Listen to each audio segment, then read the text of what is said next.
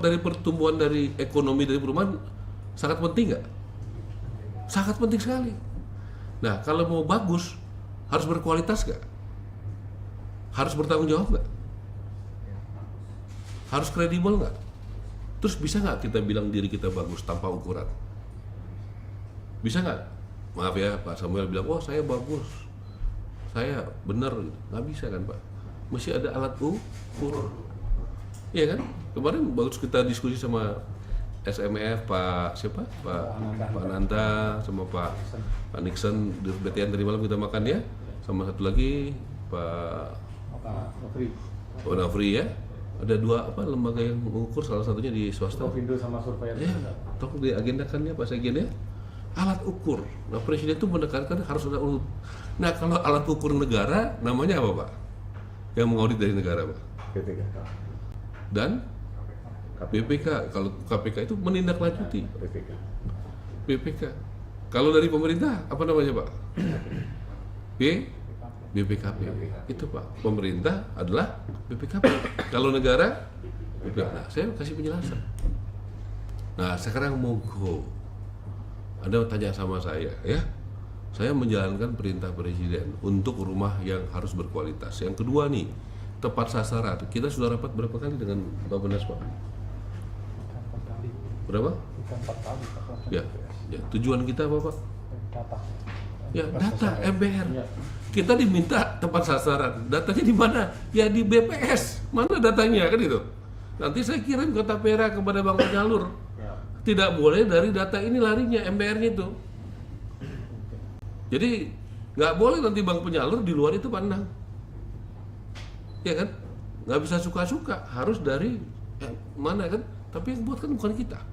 Kan nggak, kita makanya perlu bekerja sama kan? Yaitu dari Bappenas dan dari BPS.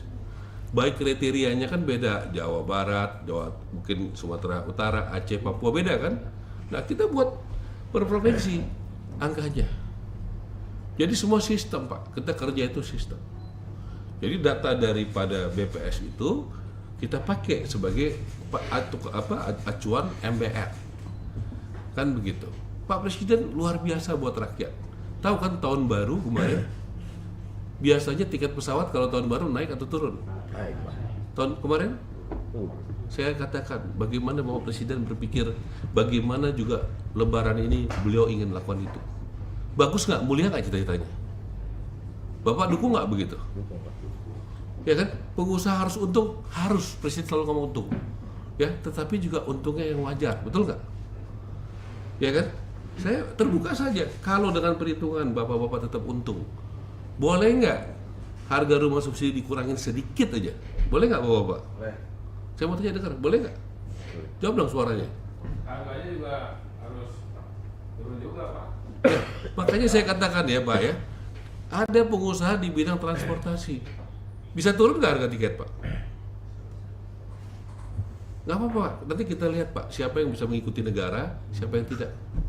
Nggak apa-apa, ini arus besar Pak ya, pelayanan publik dari negara ya. Nggak apa-apa, yang mau ikut silahkan, yang tidak mau ikut juga nggak apa-apa Pak. Ini arus besar dari arahan Presiden, bagaimana kita berlomba-lomba berbuat kebaikan bagi negara kita, bagi rakyat kita. Sekarang kemarin saya sudah minta kepada eselon 1 kita, berapa titik yang turun Pak Irjen? 8 titik. Udah dikasih lihat? Sudah. Udah kasih lihat? Sudah. Kalau mau bantah dong fakta itu. Wah nggak bener itu. Ada yang bantah nggak? Bantah dong fakta itu. Fakta dibalas dengan fakta, data dibalas dengan data, itu baru fair. Jangan ngomongnya macam-macam. Ya, fakta dibalas dengan fakta, data dibalas dengan data. Itu namanya baru fair. Ayo, ada yang mau bantah data itu? Ayo. Data yang saya tugaskan 8 eselon 1 saya menemukan, ya termasuk saya, nggak hujan aja banjir. Belum 1 tahun udah ubinnya. Turun tetap. Bapak menemukan gimana? Temboknya runtuh. ya. Mau kita biarkan ini buat rakyat kita? Mau pengembang-pengembang begitu lagi yang dapat pekerjaan? Siapa yang mau? Angkat tangan. Saya akan laporkan kepada Presiden. Kalau yang bagus-bagus kayak Pak Endang, kayak Wawan, kayak begini, saya mau tanya, kamu, ya, apa adanya ya? Kamu diaudit takut gak? Kenapa nggak takut? Karena merasa bagus lah, itu standarisasi. Karena merasa benar kan? Izin, Pak Samuel, takut nggak diaudit? Enggak, Kenapa nggak, Pak? ya kita kerjakan sesuai dengan standar yang sudah disiapkan. Ya, yakin Pak? Yakin Pak. Ya, Pak Wawan, takut nggak kalau diaudit? Kenapa nggak takut? Karena emang yang dikerjakan sudah sesuai sama aturan. Ya, saya sudah sampaikan Pak. Itulah yang kita harapkan, Pak Endang izin, ya. Pak Endang ini terus terang aja. Tadinya saya mau minta jadi staf ahli saya, betul nggak Pak Endang? Kenapa? Saya paling percaya terus terang aja ya, saya buka aja. Dari semua pengembang saya paling percaya Pak Endang. Terserah kalian mau percaya apa enggak dengan ukuran saya, tapi saya percayanya begitu. Pak Endang takut nggak diaudit? Kenapa Bapak nggak takut diaudit? Karena sudah sesuai dengan ketentuan dan standar. Nah, jadi yang takut, Bapak pikir sendiri kenapa takut. Bermasalah. Ya, jadi yang nggak mau diaudit ya nggak apa-apa. Ini negara memanggil, negara memerintahkan, memakai instrumen negara. Kenapa? Saya ditugaskan harus tepat sasaran. Saya minta data dari BPS. Harus berkualitas. Bagaimana kalau nanti subjektif? Saya bilang ini jelek, ini bagus, subjektif. Harus ada ukuran yang terukur. Oke, siapa yang nggak setuju proses ini angkat tangan, bicara sama saya. Silakan, jantan bicaranya sekarang. Kenapa nggak setuju? Surat laporin aja ke Presiden. Menteri Perumahan zolim, nggak benar, gaduh. Bikin surat aja. Saya menjalankan perintah Presiden.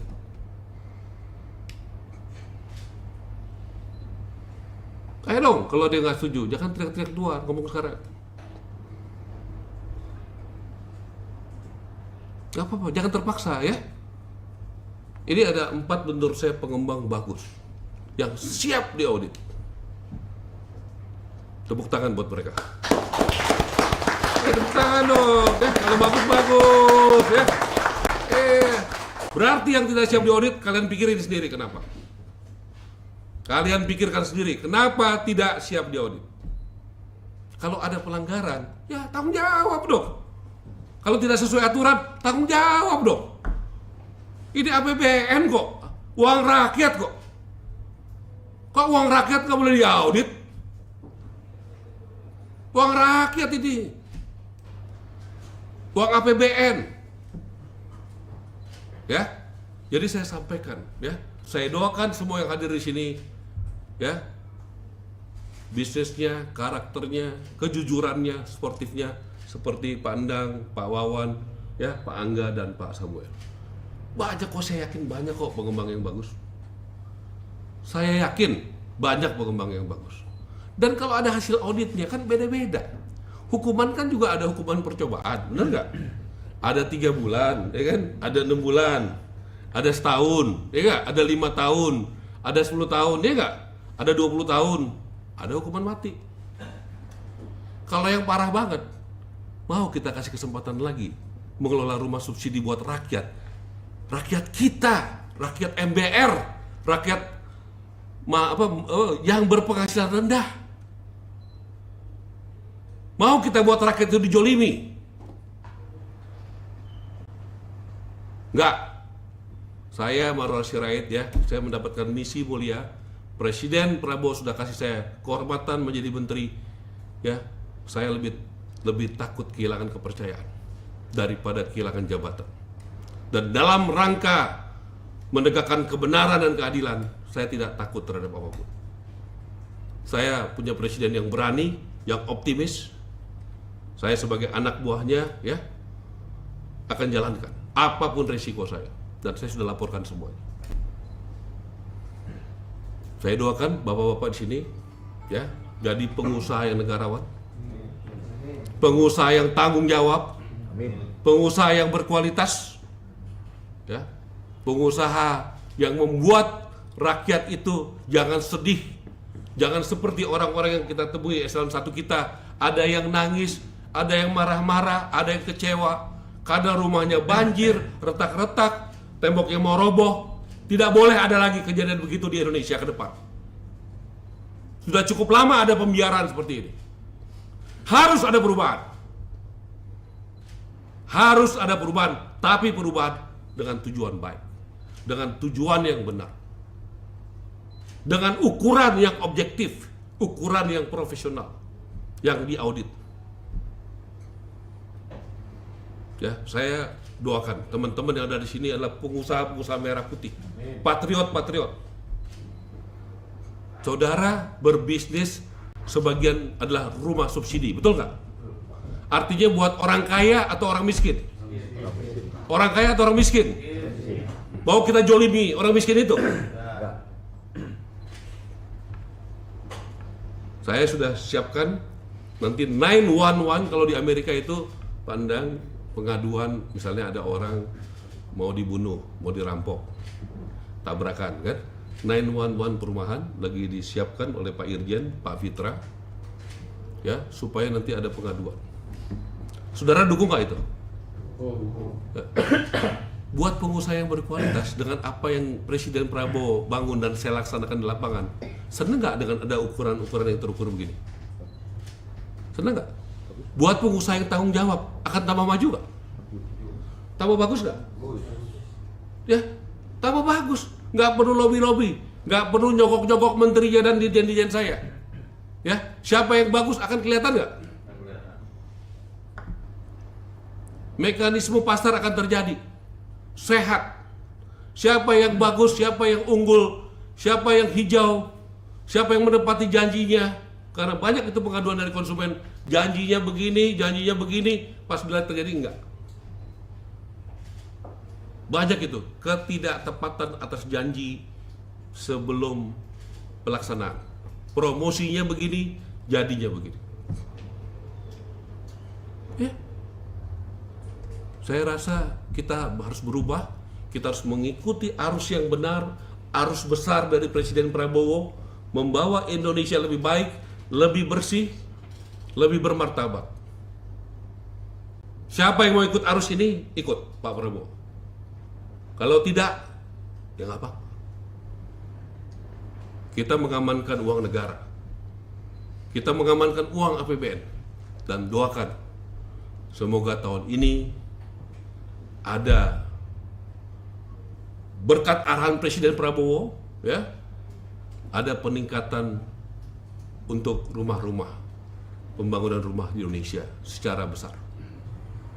Tapi saya dikasih pesan, Menteri, jangan jumlahnya naik, tapi apa bilang kemarin bilang kualitasnya. Nah itu, saya diminta jaga itu.